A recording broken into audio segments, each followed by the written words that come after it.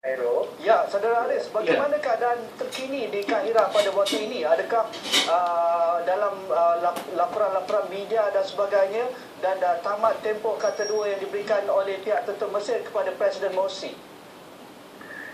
Jadi sekarang ni semua pihak menunggulah apa keputusan atau tindakan yang akan dilaksanakan oleh pihak tentera menjelang tamatnya tempoh 48 jam ini. Ya. Tapi belum ada sebarang tindakan. Mereka berbagai pihak sedang berundinglah untuk melihat yang terbaik. Ya. Cuma keadaan itu masih belum jelas lagi. Berbagai jangkaan dan keseimbangan.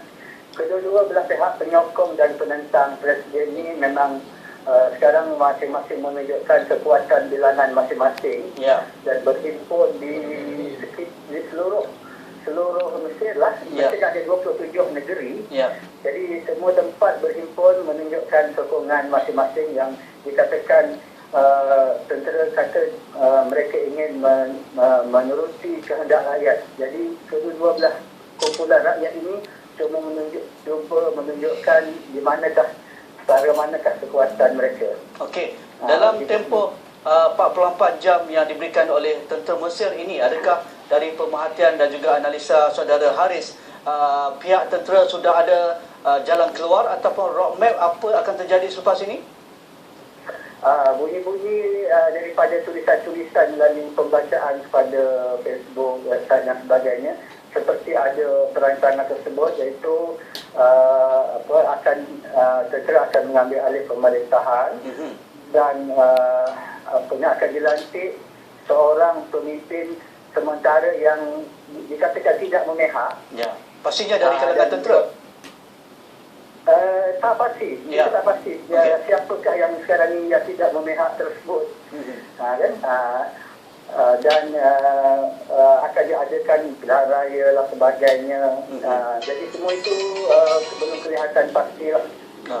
Dari kenyataan balas oleh pihak Presiden Morsi semalam juga, beliau sekali-kali tidak berundur daripada ancaman tersebut dan beliau sanggup melakukan apa saja termasuk mengorbankan diri untuk mempertahankan demokrasi di Mesir. Jadi adakah ini jawapan balas yang menaikkan kemarahan lagi di kalangan pendukung-pendukung yang ingin menjatuhkan beliau, ataupun bagaimana kenyataan ini disambut oleh penyokong beliau sendiri di kalangan Ikhwanul Muslimin dan juga penyokong gerakan Islam di Mesir?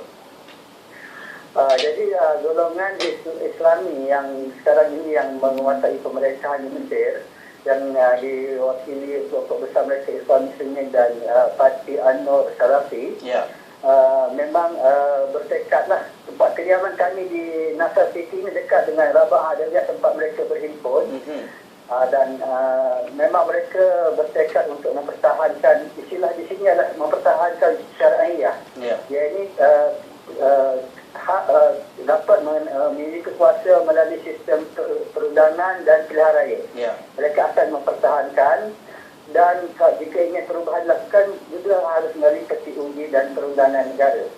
Jadi ucapan mereka semalam itu, Morsi semalam memang menaikkan semangat penyokong mereka. Di samping kumpulan lain pun juga bertindak seperti itulah, lawan kepada apa yang mereka Morsi nyatakan.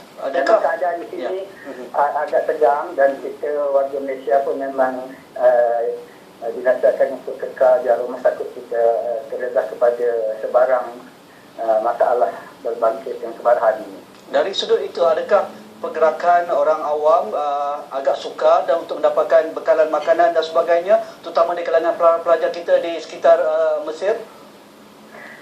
Jadi satu yang menarik di sini, keadaan itu hanya berlaku di tempat-tempat tertentu sahaja. Okey.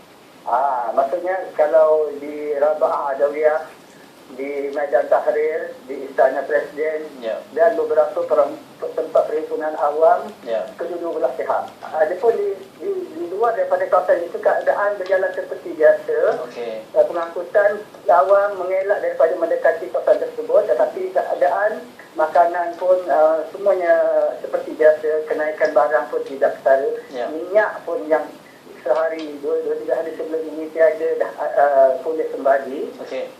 Dan warga kita memang alhamdulillah lah, memang satu, mereka tidak keluar daripada kediaman mereka dan juga dinasihatkan supaya tidak membuat perjalanan antara negeri-negeri datang ke Tahrirah.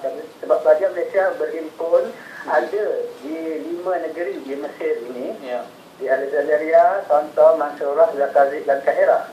Semua mereka sudah diatur. Kami level pegawai di sini sudah ada penyelaratan dengan Kedutaan Malaysia untuk memastikan langkah-langkah keselamatan kepada semua pelajar. Ada juga berlaku insiden kecil yang melibatkan keselamatan, ada gangguan samun dan sebagainya. Kerana aspek keselamatan agak longgar sikit sekarang ini, polisnya pun tidak kelihatan dan sebagainya. Tapi kita sudah memperingatkan semua warga Malaysia di sini agar mempertingkatkan langkah keselamatan, mengelakkan keluar di waktu malam dan sebagainya. Jadi di Malaysia mungkin insya-Allah lah maknanya keadaan itu begitu. Sebab warga Malaysia masih dalam keadaan yang selamat lah insya-Allah. Okey, terima kasih saudara Abdul Haris Bain atas laporan terkini tentang situasi di Mesir pada ketika ini. Terima kasih.